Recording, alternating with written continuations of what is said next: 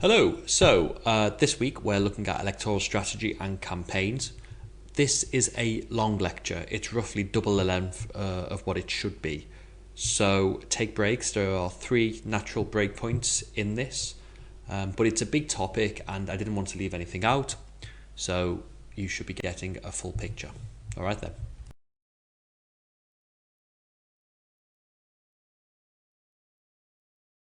In 2016, Akin and Bartels wanted to explore what motivates voters in their book Democracy for Realists.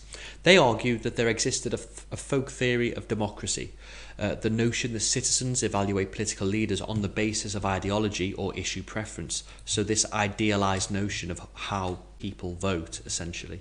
They reviewed a broad range of scholarship on this question, both within and outside the US, which is fairly rare for US scholars, and found that voters failed to meet even the more limited expectations of the basic retrospective model of voting, i.e.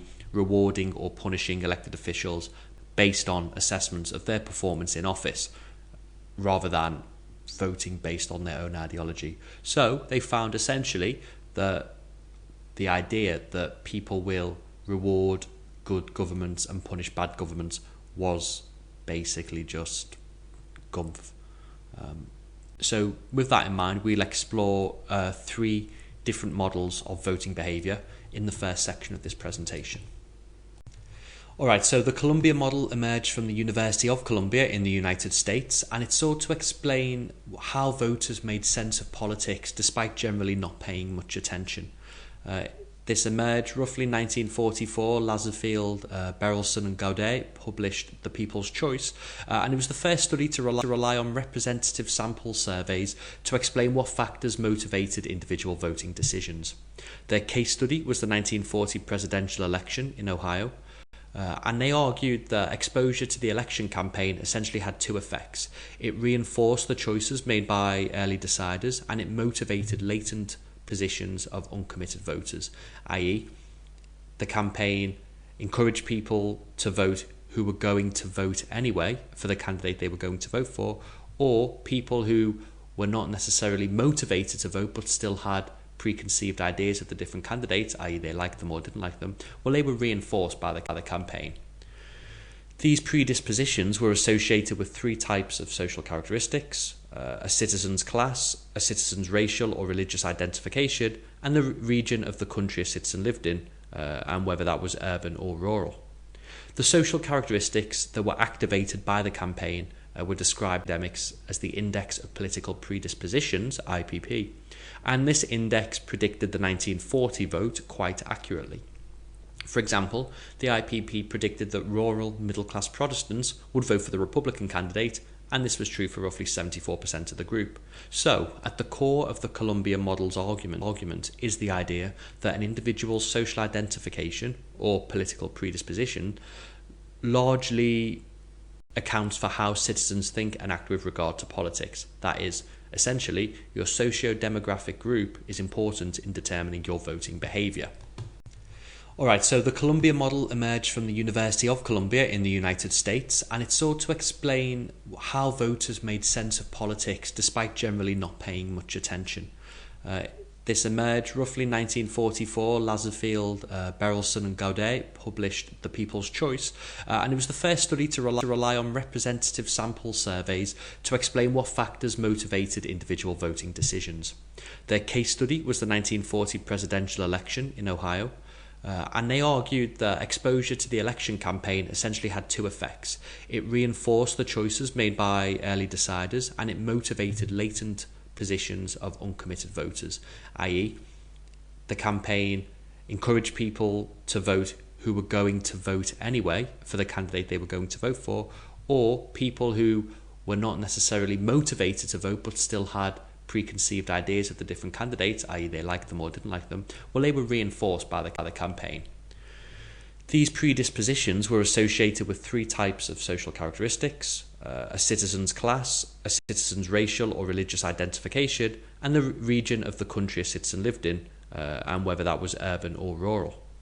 The social characteristics that were activated by the campaign were described by academics as the Index of Political Predispositions, IPP, and this index predicted the 1940 vote quite accurately.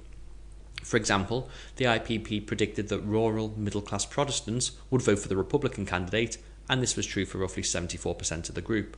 So, at the core of the Columbia model's argument is the idea that an individual's social identification or political predisposition largely accounts for how citizens think and act with regard to politics. That is, essentially, your socio-demographic group is important in determining your voting behaviour.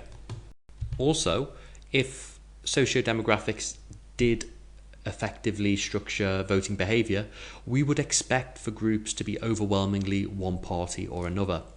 Looking at the percent of each demographic who voted for the main two parties in 2019, we can see that that actually isn't really the case. There isn't any real evidence amongst gender or class that support is skewed a particular way. The only real evidence of this is amongst ethnic minority voters, and obviously it's worth noting this hides certain diversity within different ethnic groups within the UK. But even in that case, only 64, but only 2/3 of BAME voters vote Labour, right? If socio-demographic groups did explain voting behaviour, only being able to explain 2/3 of it for one group isn't a very good model. And also, this just takes BAME voters based on their fact that they are part of that group, right? There are other correlates which might also explain why BAME voters vote this way. So, as a whole, BAME voters tend to be poorer. They tend to be in lower skilled jobs, and they tend to live in urban or inner city areas, all of which correlate with voting Labour as well. So it might not be their socio-economic position as a BAME voter, it could be any of these other issues. And like I said, it's important to note that different minority groups vote differently. In 2015, for example, the Tories led with Sikh and Hindu voters, but not Muslim voters. I've also included home ownership in the model. That's not one of the original parts of the Columbia model, but, home ownership is actually a better predictor of how you will vote than social class. Now, it was the case in the past that the middle class would vote Conservative overwhelmingly and the working class would vote Labour overwhelmingly. But as we know, with the work that we've done on cleavages and on the replacement or the alignment of voters along cultural lines, open, closed, post-materialist, materialist or whatever, over left, right or economic positions, we know that's changed. So basically the Columbia model, good starting point, but maybe 80 years on, it's not as relevant. And this leads us to our next model. The Columbia model's rigidity led to a new model developed at the University of Michigan called the Michigan model. Unlike the Columbia model, which emphasized the social characteristics of voters, the Michigan model focused on the individual attitudes of the voters as well as their identification with one of the major political parties. Again, this was based within the US electorate. So that is where the theory emerges from, and there have been some questions as to whether this model is just as applicable in places with more political parties or where party ties are weaker. But, let's see what it's got to say. First, the Michigan scholars argued that people identify psychologically with political parties just as they do with religion, class, racial and ethnic groups. Secondly, identification with a political party should be viewed as a long-term component of the political system, and therefore this identification should persist even when people vote for a candidate representing the opposing party. Lastly, party identification is powerful not merely for its direct effects on voter choice, but also for its indirect effects on attitudes associated with the vote. So these include evaluations of the major party today and the political parties themselves. Party identification is like a filter, a lens through which all of these other evaluations are made. Thus, voting is akin to an expression of identity rather than a direct consequence of being from a certain socio-demographic group or having certain interests. Party identification comprises of direction and strength, which pretty much describe what you expect them to do, like which party you lean towards and how strongly. Now, the model of party identification, unlike the Columbia model, can explain or at least allows for cross-party voting E.g., weak Republicans voting for a Democrat is much more likely than strong Republicans voting for a Democrat. Within this model, to that end, the Michigan school was interested in the extent to which the party attachments explain voting behaviour, rather than seeing party attachment and voting behaviour as the same phenomenon. So one leads to the other, rather than them both being the same thing. So, for the Michigan model, predicting someone's likelihood of voting for a party or having a certain policy position is essentially a formula: party identification times strength. This is, this shows that whilst the Columbia model was rooted in sociology or socio-demographic behaviour, the Michigan model is rooted in social identity or psychology. Now, an obvious criticism of this formulation is that policy positions and candidates' evaluations also affect party identification. So this should make more sense on the next slide, by the way, where there's a model, but just stick with me. So, instead of seeing party identification necessarily as unidimensional, as affecting evaluations of candidates or policies, they can also themselves affect party identification. Michigan scholars reject this notion, and they say that voters typically, for anyone listening, that was Dr. Andrew Krines, who just walked in. So I'm going to pause this. So Michigan school scholars reject the notion that policy positions and candidate evaluations affect party identification, typically. They say that voters have relatively low levels of political knowledge and they lack ideological sophistication, so it typically develops in adolescence and tends to be stable over time, whilst issue preferences and candidate evaluations are usually arise much later in life and are more fleeting. And so in this model, partisanship is the result of pre-adult socialization. Socialization, one is growing up, and so this socialized behavior or understanding kind of sticks with the individual. This attachment to political parties typically forms in mid to late childhood, and I think childhood in this sense can mean up to maybe like 16, 17, largely as a result of parental influence and neighbourhood cues. However, this model doesn't discount the idea that partisanship can change. And two key causes of this change are personal forces or sudden changes in an individual's social environment. And the Michigan model found that this was the least common explanation for roughly 20% of respondents in their sample who indicated they had changed party identification.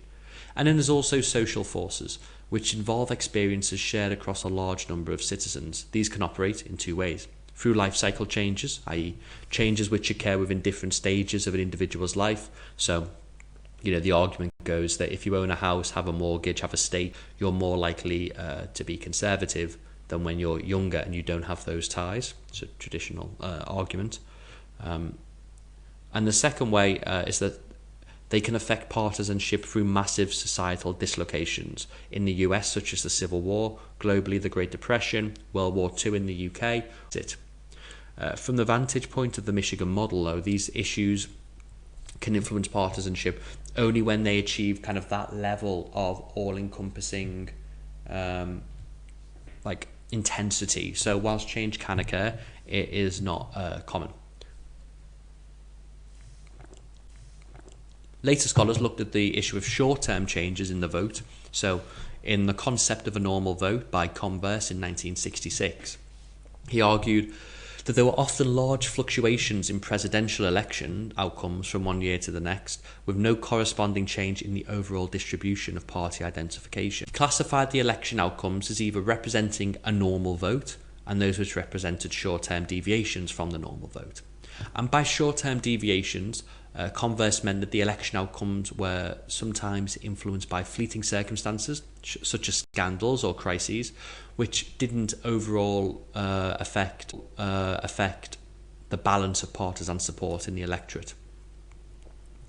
For example, Labour voters perhaps lending a vote to the Conservatives in 2019 to get Brexit done, or Republican voters backing Joe Biden to get Trump out.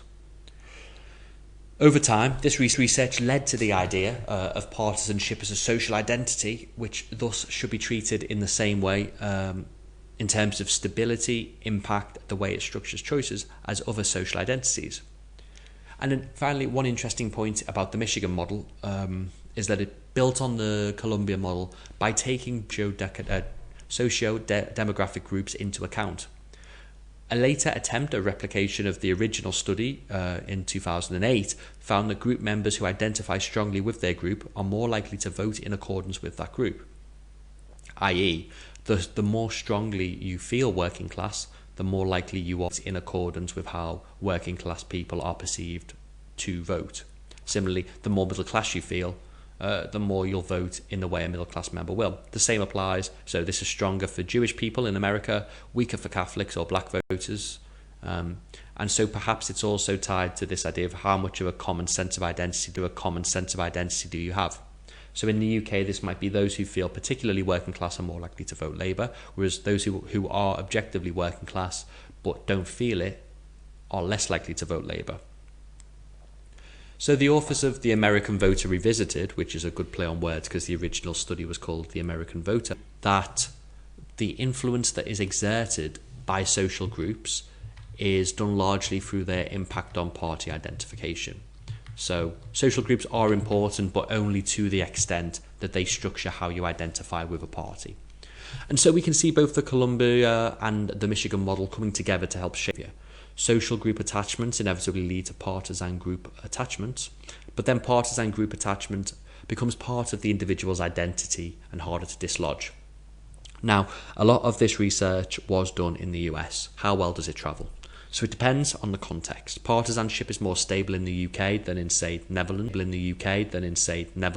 For example, and the US and the UK typically have stable levels of partisan identifiers historically, although it's declining in many European countries, and also in the UK as partisan de-alignment has increased as well recently, since the 70s actually.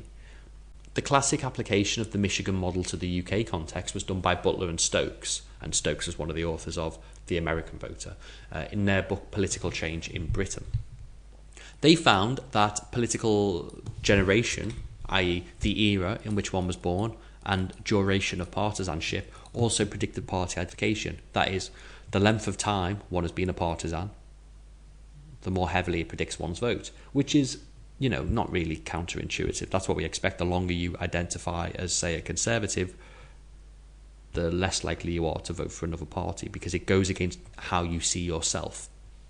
And they also found a partification initially transmitted by one's parents may change under the impact of historic events. It's worth a read, although it's obviously dated now.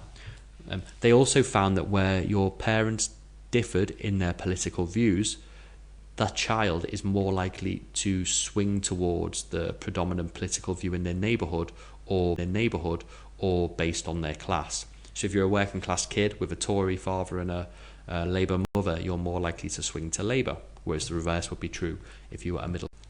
So this image sums up the Michigan model. Traditionally, group membership of importance in the UK was class. So in 1967, Pulzer said, "Class is the basis of British party politics. All else is embellishment and detail."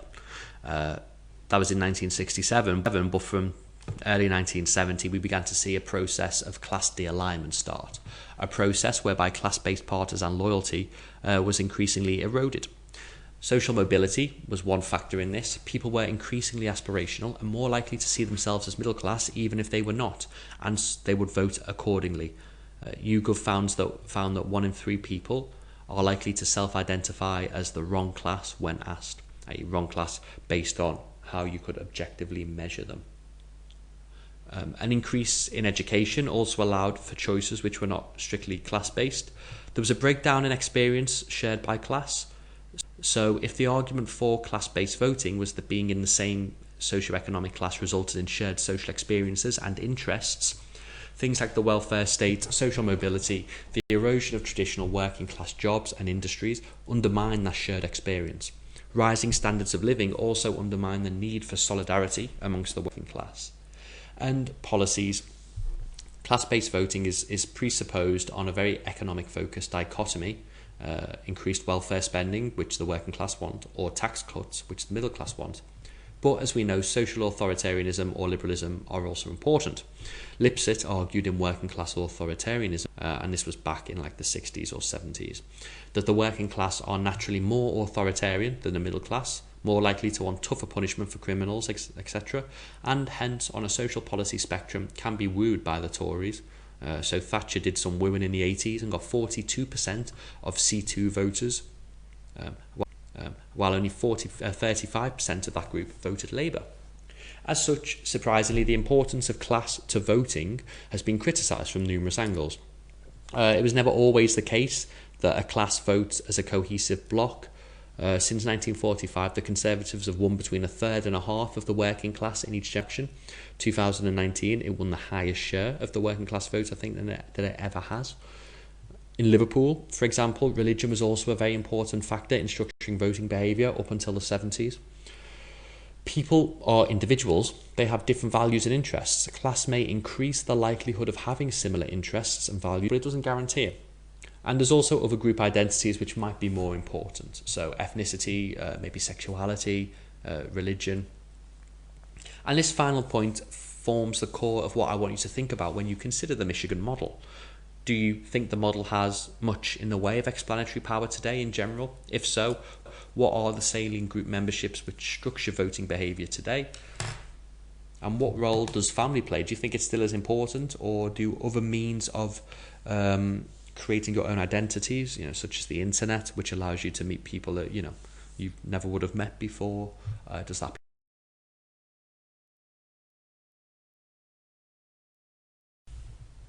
Rational choice theory aims to apply a political economy outlook to explaining voting behaviour.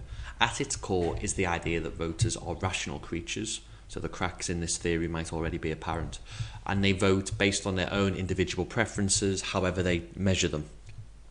At its core is the idea, people like Downs, that the party that will do best is the party that locates in the ideological space closest to where most voters are also located, assuming that is that voters vote for the party closest to them in ideological space. So, in a two-party system like the UK, and each party aiming to become the majority party, then Downs argues that there is a logic for candidates or parties to converge on the centre of the ideological spectrum if that centre is understood as where the median voter is.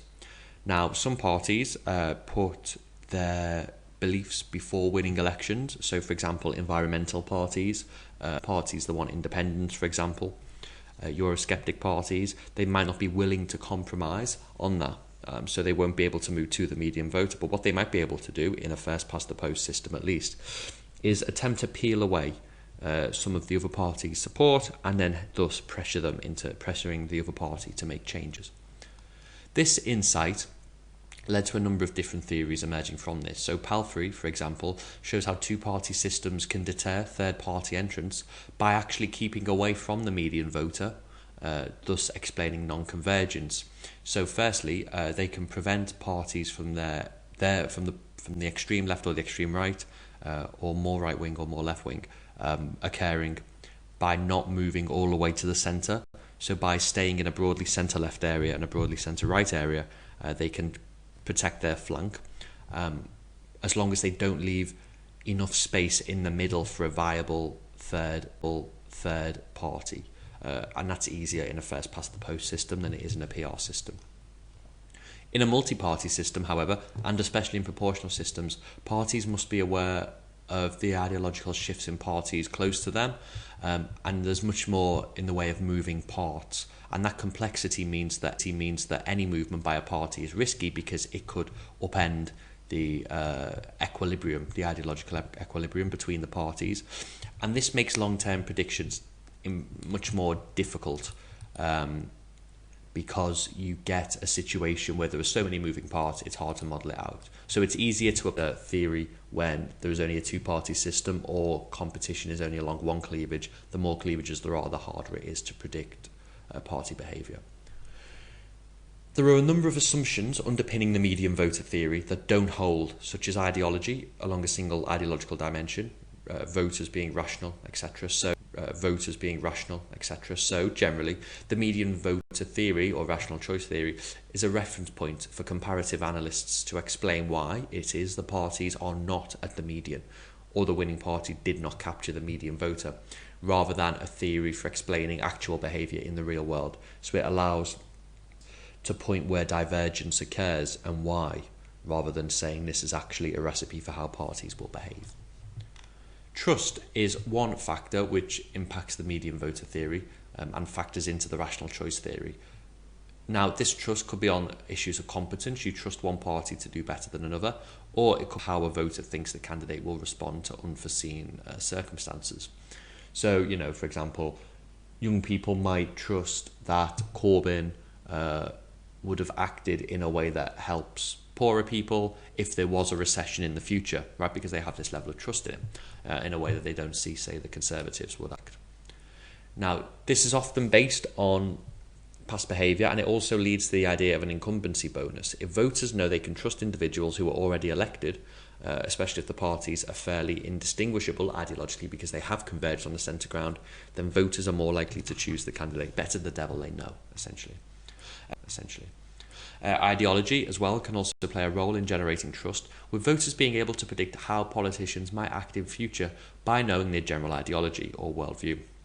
So, like I said, voters could predict that Jeremy Corbyn would act differently to, say, Margaret Thatcher if a recession occurred. Finally, there is a knowledge gap between voters and reality, which campaigns aim to fill. It can be used to educate voters about their candidates' policy positions or past successes, or to smear rival candidates.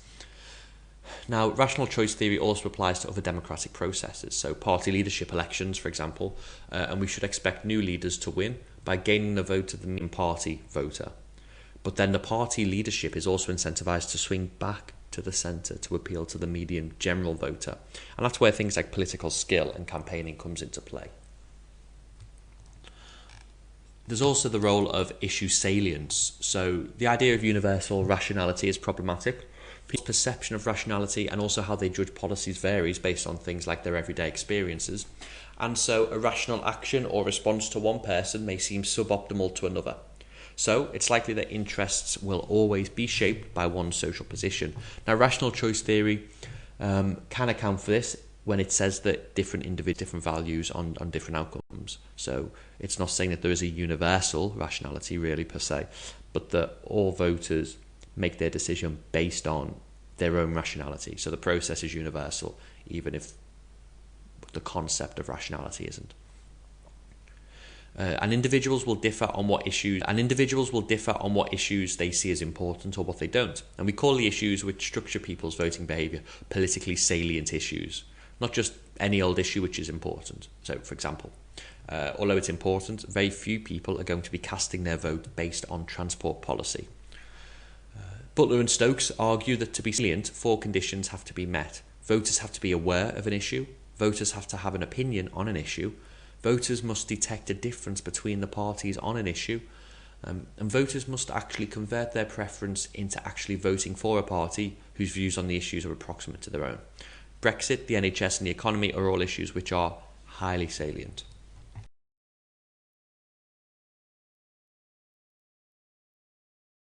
So these charts compare the placements of parties within the UK with the distribution of voters. So obviously, like the closer to black, the greater the frequency of voters being in that ideological space. Now, what we can see is that there's a clear disjunction between where the parties are and where the voters are. So there's a significant tranche of left-wing authoritarian voters who are clearly not catered for by the parties. This suggests the parties don't necessarily just target the median voter in the traditional sense. Otherwise, we'd see at least one left-wing authoritarian party. And it highlights the extent to which parties can and do use campaigns to convince voters, and how voters are willing to compromise on the parties they vote for. The second black and white chart is just a condensed version where we reduce the scale of the left-right and open-closed dimensions just to make it a little bit more compact. But it's worth noting where the midpoint is. That black square in the middle on the big chart is the midpoint. Finally, we'll look at why people don't vote. So Key noted in 1949 that politicians are under no compulsion to pay much heed to classes and groups of citizens that do not vote. Or, as Burnham, and not Andy, noted in 1987, if you don't vote, you don't count. Is this an issue? Well, that's a question for another module, but we know that people who tend not to vote are those who might need the help of the state the most. Studies have shown that non-voters tend to be the young, those on low incomes, and those with lower levels of education, and ethnic minorities. Studies have shown that, in the US at least, turnout and policy bias across American states confirm the claim that unequal participation, income inequality, and policy biases are linked. A meta-analysis of studies by Avery in 2015 found that the strongest evidence supports causality from turnout bias through policy bias to inequality. So, not voting has tangible, real-world impact on people's lives. So, when we look at why people don't vote, we can look at macro levels, we can look at micro-level explanations, and we can also look at the type of elections. So if we take a country-by-country approach to turnout, it's pretty clear that differences between countries aren't driven by the types of people in those countries. They're not driven by individual level issues. So high countries don't have a certain type of voter, and that means they're more likely to vote. So instead there are institutional and cultural historical factors at play between countries. We are seeing a general decline in turnout from the early 1980s to 2014. In countries with consistently free and fair elections, voting turnout has increased on average by around 11 percentage points. This downwards trend is true when we control for compulsory voting, parliamentary versus presidential systems, and population size. So changes in turnout within a country is often driven by the character of elections, in how much an election is perceived to matter, changes in the nature and strategy of actors such as parties, and inconsequent voter perceptions of efficacy, i.e. if a party is predicted to win in a landslide, many voters will stay at home.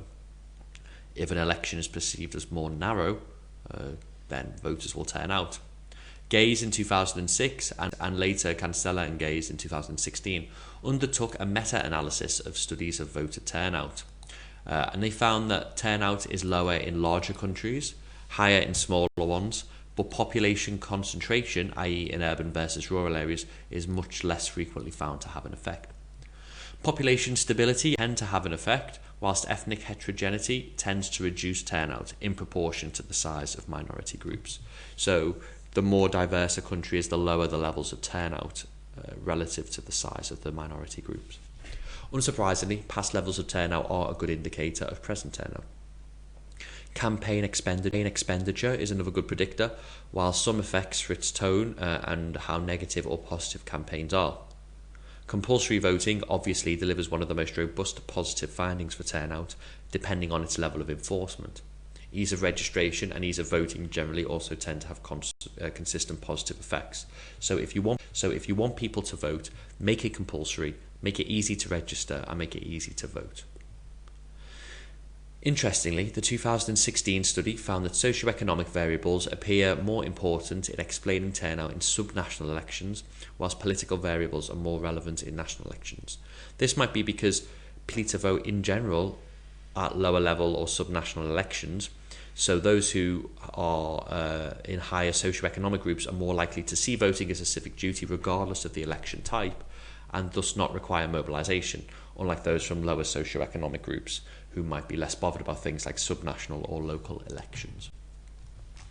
Finally, PR. It seems that in established European democracies at least, as well as post-communist European countries, PR does increase turnout, although its impact is lower where there's a high level of party system fragmentation, i.e. more political parties, thought to be because voters do not know how their vote will make a difference to the government that's formed, and just a general sense of confusion about the political system.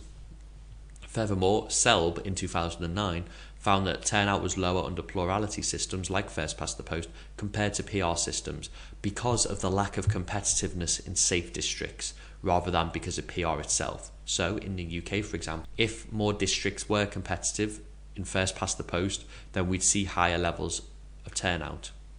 Now, it's obviously the case that PR makes more areas more competitive. Cox, Fiver and Smith in 2015 looked at Norway's 1921 electoral reform, where the country moved from a two-round majoritarian voting system to a proportional system, and they confirmed what SELP found. After the change, the level of variance in turnout across constituencies reduced massively. So it used to be the case that non-competitive constituencies had lower turnout and competitive constituencies had higher turnout when the majoritarian voting system was used.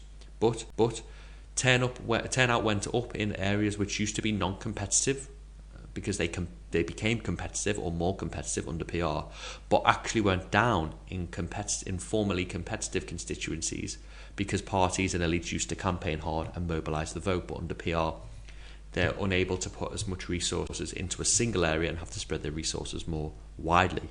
So that's quite interesting. Whereas contrasting evidence has been found in New Zealand, where the shift to PR in 1996 only saw a short-term boost in voter turnout, but we do see differences across constituencies as reduced to pretty much an irrelevance. So in the UK, the more likely it is to be a higher turnout. Under PR, turnout is pretty even across constituencies. So the debate continues on the role of PR.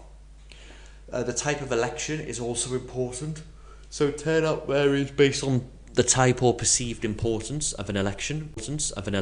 Those are known as the order of elections. So first order elections are typically those determining the holders of state executive power. So in the UK, general elections.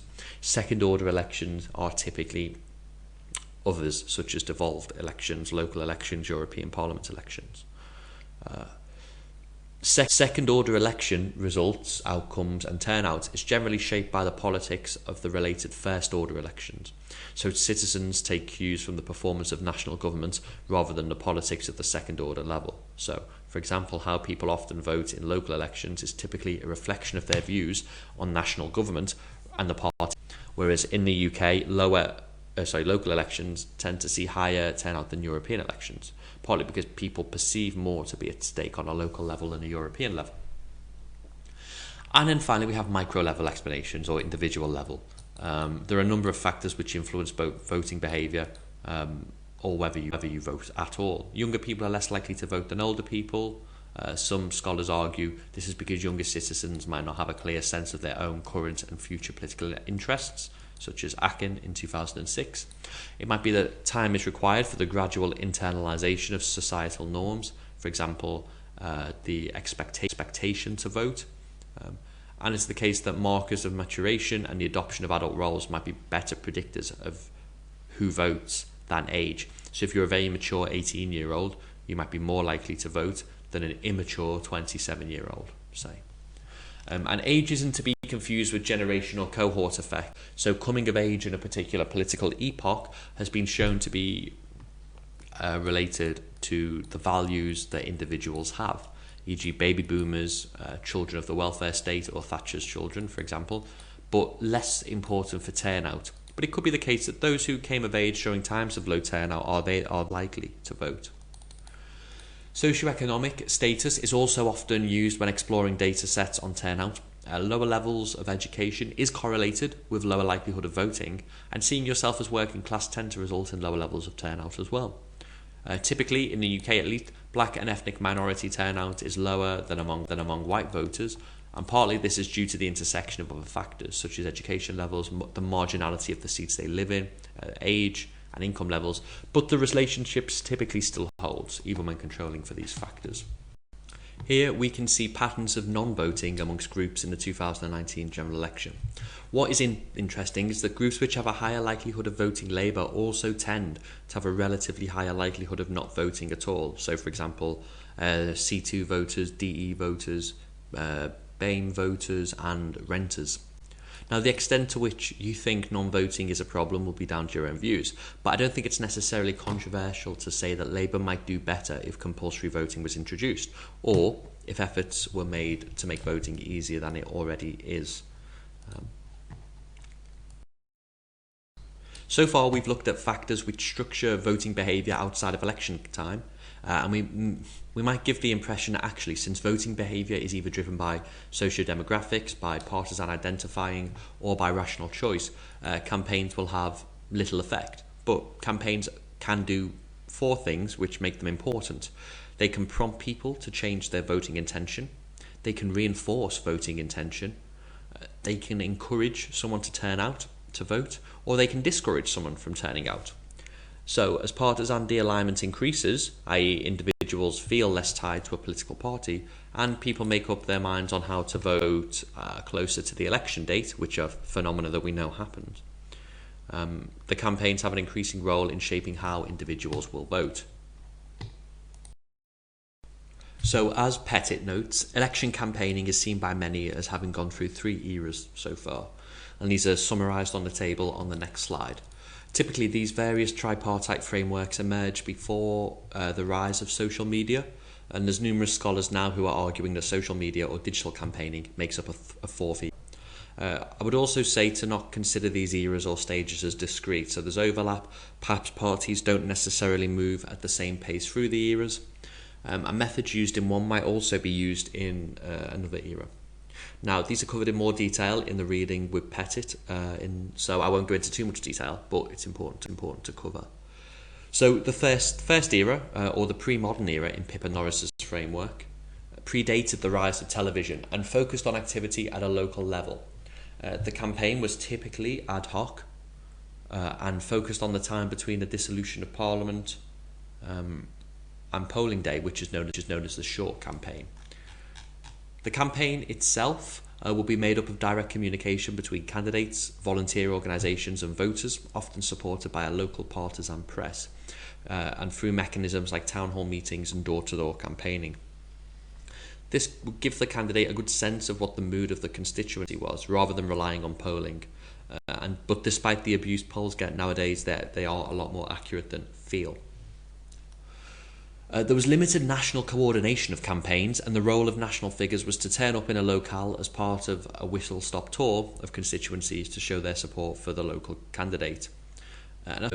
Campaigning and party appeal was based on entrenched social cleavages. Parties were linked to specific socio-economic classes and could rely, more or less, on getting the votes of that class. The first era, then, is therefore very much the age of the class mass party. The second era, what Farrell calls the television revolution, was dominated by the rise of television as a common feature in people's homes in the industrialised world around 1950s and 1960s. Experts were brought in to help leaders how they communicated via television, and also to help with the use of new polling techniques. TV made national campaigning possible, which brought with it the imposition of a national policy, a national campaign script, and an emphasis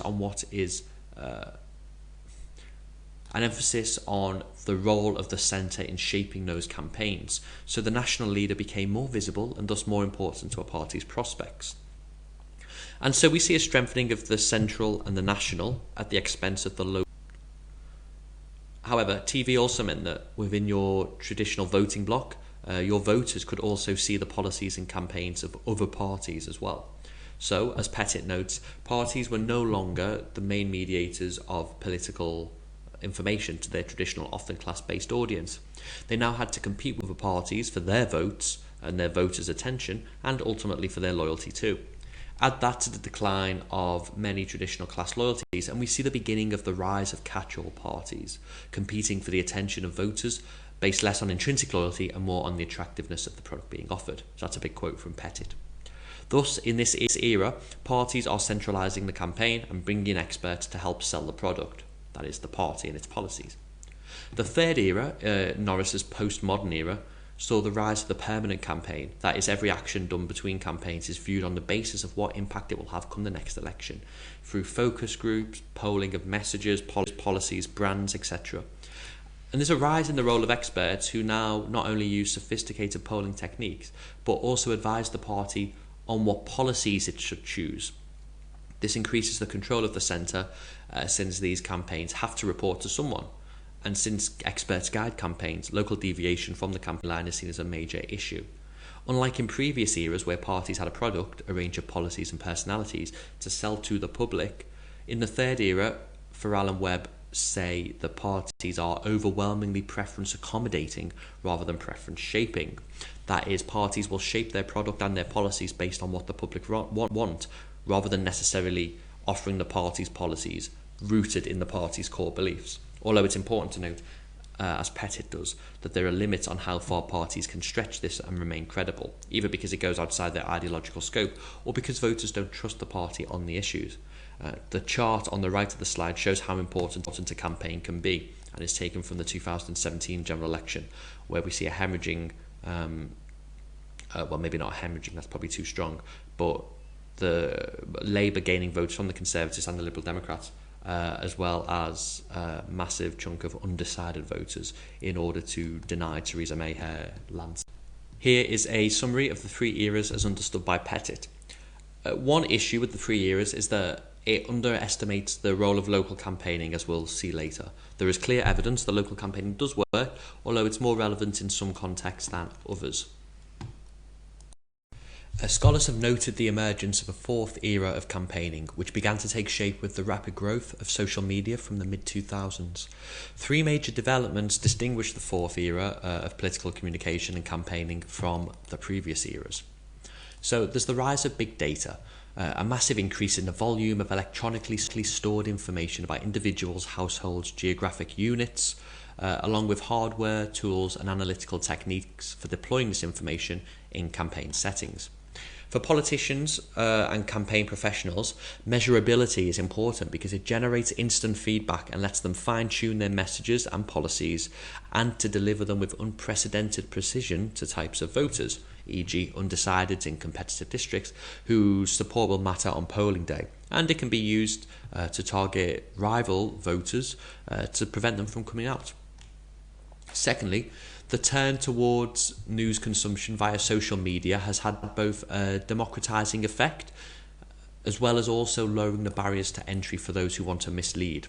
So big data and social media news consumption combine with the rise of bots, which can be used to engage in what Howard in 2012 termed computational propaganda, meaning automated bots and other algorithms that can catch into a viral category or trending status that then feeds into traditional news agendas.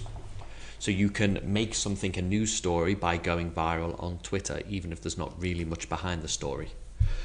And algorithms and targeting create information bubbles on social media, which means voters are not likely to encounter authoritative corrections to deliberately spread falsehoods, or indeed any other information inconsistent with their tastes, sensibilities, or political commitments. Think how often you see on social media support for a different political party to yours that isn't from somebody that you know outside of social media, so that you know in real life. Thirdly, there's been a globalization of campaigning in the sense of both a similarity in strategies and technique used throughout the world and across different contexts, but also in the sense of a growing transnational circulation of money, personnel, know-how and other campaign resources. And typically in the past this has usually meant Western influence spreading to other countries, but now it can also mean expertise and resources of non-democratic states being used in the West, for example Russian-style misinformation. So the fourth age of campaigning is occurring in democracies across the world, but also in what we call competitive regimes such as Russia. And the fourth era represents an evolutionary development, not a revolutionary break with the past. Some aspects, like the fact that campaigns are now heavily professionalised and expensive, pretty much permanent, aren't changing from the third era. The fourth era is also characterised by lower or non-existent barriers to entry for anyone with an internet connection. Regardless of background, formal education or knowledge of politics, anyone can contribute to a national discussion in a way that was impossible 10 years ago. Social media platforms have transformed election campaigns by lessening the distance as well between politicians and their constituents via things like Twitter and Facebook. And this means that you can ask politicians questions almost in real time. So we have a more democratic and open political landscape, but ironically, as the landscape becomes more open, we're seeing a more and more restricted range of political viewpoints due to information bubbles or echo chambers, and a rise in misinformation or fake news. Finally, building on the idea that the fourth era of campaigning is an evolution from the third era, is the extent to which big data allows for parties to centralise their campaigning. This is because online campaigning requires experts with expensive skill sets, so outside of the scope of parties to hire. So they have to be hired by central party HQ. The growth of centralised database technologies targeting voters in key constituencies further empowers traditional party HQ to coordinate and direct campaigns. Also, although local parties can use their social media account to further personalise campaign and profiles, research from the UK and Australia initially suggested a sort of top-down, centrally coordinated localism, whereby candidates replicated uniform web brochures or made infographics from CCHQ, for example, or Labour HQ, more personalised to their local area, as well as using social media to amplify centrally driven campaign messages. So the local parties just sprinkle a little bit of local onto the national message. And again, such observations are not unique to the internet age. This reflects, for example, similar behaviours in parties in respect to central oversight of leaflets.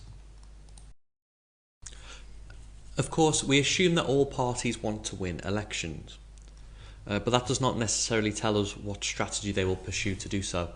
Similarly, smaller parties who know they cannot win might not approach elections in the same way as an incumbent government. For Ross Schneider, there are 5 trade-offs the party strategists face when designing a campaign. Does the party want to maximise voters or emphasise policies? Mobilise core vote or mobilise unaligned voters? Emphasise ideology or modern technologies in electoral campaigning? Emphasise leadership or the party's core constituencies? And to what extent can intra-party democracy and organisation be used as a symbolic campaign component or a merely mechanical instrument to reach voters? So these decisions come together to form a mobilising, chasing continuum of party campaigning. Mobilising strategies are essentially focused on mobilising your existing voters. This campaign approach is defensive and is motivated primarily by policies, focuses on core voters and ideology, emphasises the party's core constituencies, and views organisation as a method to get out the vote rather than expanding their voter base. The mobilising approach is typically associated with mass parties. On the other hand, the chasing strategy aims to maximise vote share by attracting unaligned voters, uses modern election technology rather than focusing on or relying on ideology to deliver voters. The campaign tends to emphasise leadership and views organisational innovation as part of the campaign theme to make the party more attractive. Strategy is the type assumed in catch-all or vote-seeking models of party behaviour.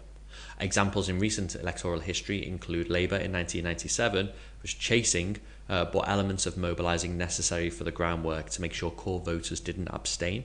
The Conservatives in 2001 went from a chasing to a mobilising strategy.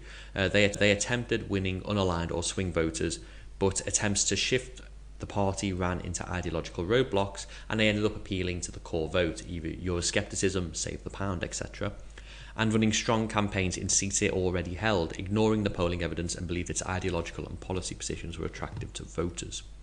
Conservatives in 2010 clear attempts at appealing to swing voters and eschewing ideology, decontaminating the party and emphasising areas the party did not have a lead on, although the financial crisis did allow the Tories to play on the economy, which they were traditionally very strong on. So there was a mixture of mobilising and chasing, but the ambition was to chase.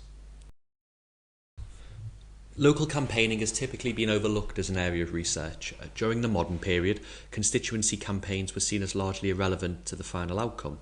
In 1970, Kavanagh argued that constituency campaigns were largely ritualistic, conducted as much for the camaraderie amongst activists than for any real expectation that they would influence the national outcome.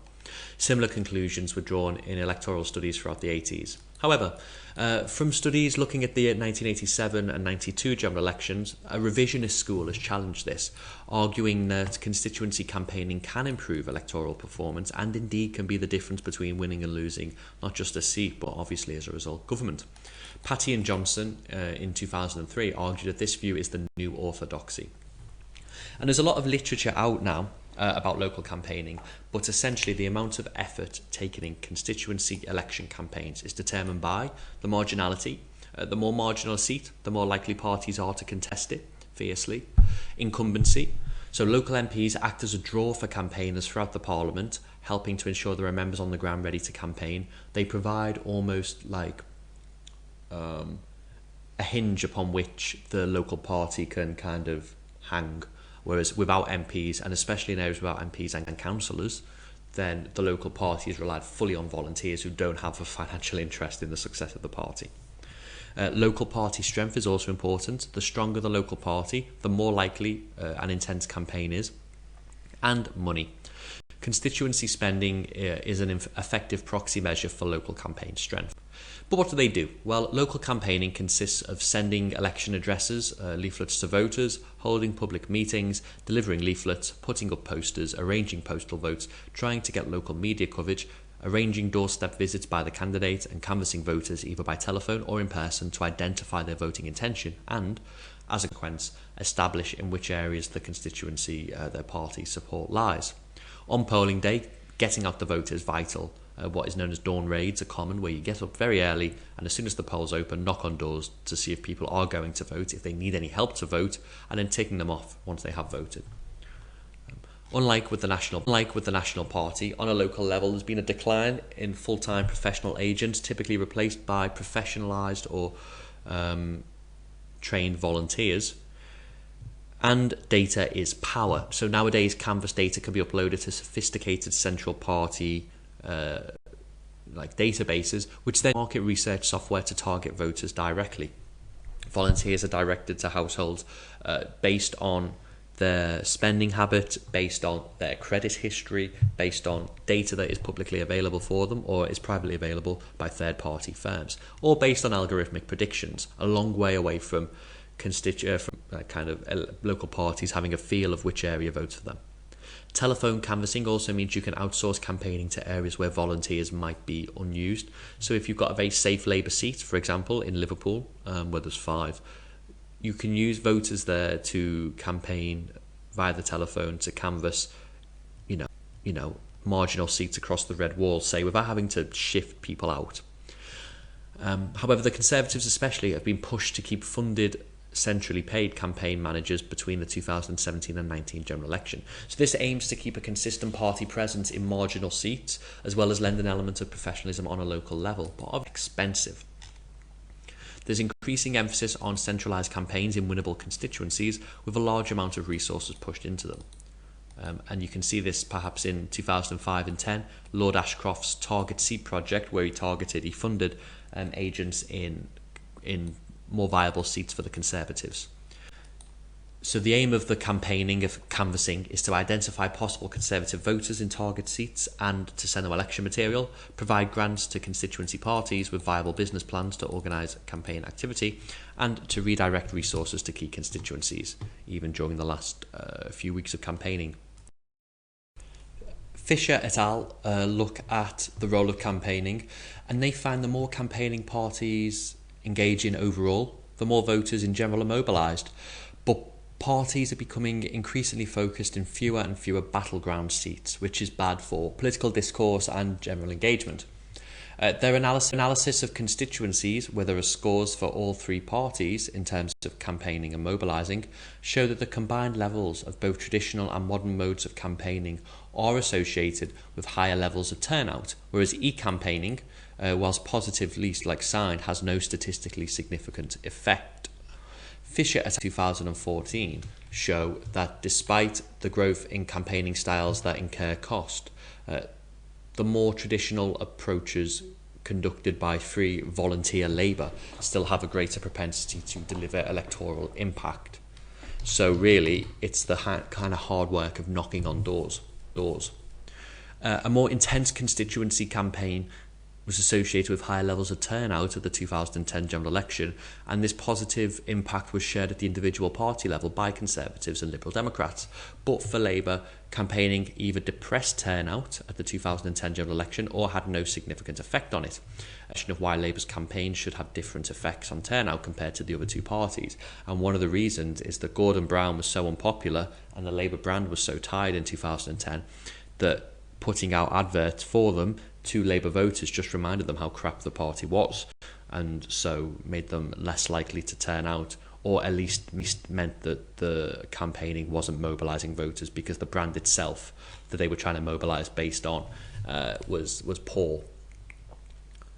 So Trump Sholditch and Townsley look at the role of campaign spending and how it mobilises voters, and they find strong evidence that both aggregate constituency level campaign put in place by all local candidates and the marginality of the seat affect turnout, i.e. the proportion of people choosing to cast their ballot is notably higher in marginal constituencies as well as in constituencies where parties spend more on their electoral campaigns. However, the campaign effort put in place by the viable contenders in the constituency has a far greater impact than the efforts of other parties, i.e. if UKIP in a constituency where it's only going to get 1% of the vote spends the maximum, the effect of that spending is a lot less than if the Lib Dems, who might win the constituency, spent the maximum allowed. A party's ability to bring voters to the poll is not necessarily determined by its national size and or presence, rather its local status does have a meaningful impact on its ability to mobilise voters, so the role of that party in a constituency also matters. Trum et al. Find no evidence that the competitiveness of race conditions account for the positive effect of campaign effort, neither for viable contenders in the constituency nor for the others. In other words, the local level effort to get the vote out by parties and candidates is equally important in marginal and safe seats. So whilst it might be that, say, without campaigning, voters are more likely to turn out in marginal seats, parties can change that and they can get their vote out regardless of the seat based on the level of mobilisation they want to engage in. So local parties do matter. However, this is somewhat disputed by Fisher, Cutts and Fieldhouse. They argue that the effectiveness of campaign is dependent on four key elements that are exogenous to the campaign effort, i.e. that go beyond or that are unrelated to the campaign effort. The closeness of the election, the likelihood of the election producing significant change, the effectiveness of targeting that occurs, and the level of clarity on the objectives a party has in an election. So the first of these elements, the closeness of the election, is important because the closer the election is, the more likely voters are open to receiving party messages, and the easier it is for parties to motivate voters to turn out. The effectiveness of competitiveness, however, also moderated by parties' popularity. If parties are unusually unpopular, the impact of their campaign is less likely to be decisive, since voters will to their message, i.e. Labour 2010. For more popular parties, the campaign has a more negligible impact, since voters will already have decided who to vote for. Similarly, the effectiveness of targeting is dependent on the popularity of parties. A relatively unpopular party will find its targeting is less effective, whilst a relatively popular party with an unpopular rival should expand targeting and their targeting remit because more voters will be likely to be open to their messages. So it seems that campaigning on a local level can and does make a difference, and what you need to campaign? Well, volunteers, activists, members. However, there's still a debate around the extent and the context to which local campaigning makes a difference. So the debate is very much still ongoing. So there have been claims since 2001 that the internet would erode traditional command and control election campaigns, open up more of a dialogue or an interactive experience where voters would no longer be passive consumers but take a much more active role and challenge parties in the public sphere. Data gathering became much more important, alongside the identification and targeting of key voters with more individualised messages. Journalistic attention and public oversight often covered the public elements of digital campaigns, rather than the data crunching backroom side, perhaps until Cambridge Analytica, which sent the media perhaps into overdrive in the other direction. Now, academics, journalists and civil society idea how to track online campaigns, and there are groups involved in trying to map out the different micro-targeted outputs parties are pushing on different groups of voters, e.g. through the browser extension Who Targets Me, or the academic project Open Elections, which tracks leaflets sent to each household. Indeed, political parties tended to use a limited number of channels. In 2015, Labour used Instagram and the Greens used Reddit and pushed out lacklustre content. Although we saw a greater variety of campaigning platforms, no single style emerged in 2015. The Conservatives followed a top-down, data-driven, targeted marketing approach on Facebook and data mining, £100,000 per month on Facebook and £3,000 in single constituencies. This compared to Labour on £10,000 a month on Facebook. Data was used to identify wavering and undecided voters, and then combined with private polling and focus groups to create personalised communication. There was also aggressive video ads at Labour and the threat of the SNP coalition, which were designed to go viral. Labour followed a different approach, targeting their grassroots and their core vote, increasing effort in Twitter and traction and mobilising support on the ground to get them to volunteer and donate. And for critics, this was an example of just preaching to the converted. However, when we look at the social media use in 2017, Margetts notes how Labour dominated among younger voters who were turning away from Facebook and spending an increasing amount of time on mobile-first platforms such as Instagram and Snapchat. Labour's social media presence was underpinned by a system of fake news outlets like The Canary and Evolve, which had acquired a huge following amongst tech-savvy youth. Along with Momentum, these groups were adept at producing viral content, which would then get picked up by the traditional media. The organic growth meant the party did not have to pay for ads on these platforms. Similarly, trending hashtags like #AgrimeForCorbyn produced free publicity too, which would seep up to the media. Perhaps the most stark example of the power of going viral was that the Conservatives are reported to have spent more than $1 million on direct advertising on Facebook, according to the Financial Times. Nearly 10 million people watch pro-Labour videos on Facebook that cost less than £2,000 to make. Importantly, all these things happened under the radar, meaning that very few political commentators or journalists realised what a base of support Labour had built up on Snapchat or Instagram, for example. Further, tactical voting, either Remain or either pro-Remain or anti-Tory platforms, helped to crush smaller parties in some seats and make trends harder to detect. So in 2019, micro-targeting played an increasingly important role in campaigning online. Micro-targeting is a marketing strategy that uses people's data about what they like, who they're connected to, what their demographics are, what they've purchased, and more, to segment them into small groups for content targeting. In the case of political campaigns, it allows parties to cheaply test different messages, a large number of voters, to see which gets the most engagement and the most positive reaction, and so on. For example, the Who Targets Me app team have produced an analysis of the Conservative strategy in the 2019 general election. As we know, Boris Johnson isn't universally popular, so whether you see him depends on where you live and how likely it was you voted to leave the EU in 2016. As the team say, the use of Johnson and other candidates for Prime Minister seem to be tied to the seat the Conservatives are advertising in. So there are three types of ad here seen across both the Conservative Facebook page and Boris Johnson's own page. The first type is a Boris Johnson focused advert that also features the opposition, and this is promoted by his page. Type 2 is a Boris Johnson focused advert that features him alone, again seen on his page, and type 3 are the ads that show the leaders of the main opposition parties promoted by his Facebook page. So the ads featuring Johnson and the opposition leaders appear in seats where support for Remain and Leave was roughly equal. Whereas in Remain supporting areas, the Conservatives seem to realise that the Prime Minister potentially turns voters off and leave him out of their ads. Clicking the ads takes you to different websites. Type 1 and 3 take you to a more modern type view of the party, whereas Type 2, which is seen heavily via Boris's page, leads to a more nation-focused landing page featuring a large Union Jack with the Prime Minister front and centre. And these are all designed to get you to sign to the mailing list or to donate money. Overall, the greater use of Johnson correlates to greater support for Leave, whereas he all but disappears when the party are trying to defend Remain supporting Tory Lib Dem marginals.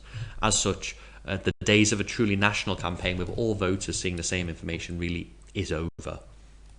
So the importance of digital campaigning in 2019 was unquestioned by the major parties, spending more than doubled on digital advertising, and parties such as the Liberal Democrats, who typically have less to spend than the main two parties, aim to produce content organically through using peer-to-peer message sharing strategies, including recruiting online champions to promote their messages. Now, of course, this isn't just on a national level. As we've said, local parties can and do use many of the same techniques. Helpfully, in 2019, Facebook and Google took steps to increase transparency on their platforms when it comes to paid-for political adverts. Although there are issues with scope and detail, but it's not to make the perfect the enemy of the good. The table shows party spending in the 2019 general election, starting the 6th of November, including the average impressions in millions and the average spend per party, and the average spend per impression. What we see is that the SNP and Plaid got more bang for their buck, partly because they only have to advertise in a more geographically limited area, but also because their supporters tend to be more willing to share campaigning information online. As Domit and Bakia note, it's interesting to note that the distribution of party spending across platforms varied. So whilst Labour spent more on Facebook, the Conservatives concentrated equally on both platforms, spending around 1.5 million on each. There accordingly appear to be interesting differences in which platforms were used by politicians, by political parties, and how extensively. As they cover in their article linked on the slide, you can figure out how much was spent per advert on each platform. The average expenditure totaled £131 for a Facebook advert, whilst for Google it was £4,516. This could be because Facebook adverts are more targeted to an area or a constituency or an interest group, or used by local parties within a limited area of reach, compared to Google, where perhaps central parties spend on this platform aiming to reach larger audiences or funnel the users to local party pages. Data from Facebook shows it's not just party HQs which place adverts. Party leaders, local candidates, parties and groups also create content and advertise online. So this table is taken from the Domit and Bakia article, and it shows the number of advertisements placed by different sections of parties during the 2019 election campaign. As the authors state, these differences reflect what we know about parties' non-digital infrastructure. The Labour and Conservative parties have a history of local party organisation, which is reflected in the presence of 367 advertisers for Labour and 300 Conservative advertisers, many of whom are local candidates, parties or even groups. In contrast, the Brexit Party, who, as a new party, had no established grassroots organisation, had only 77 advertisers.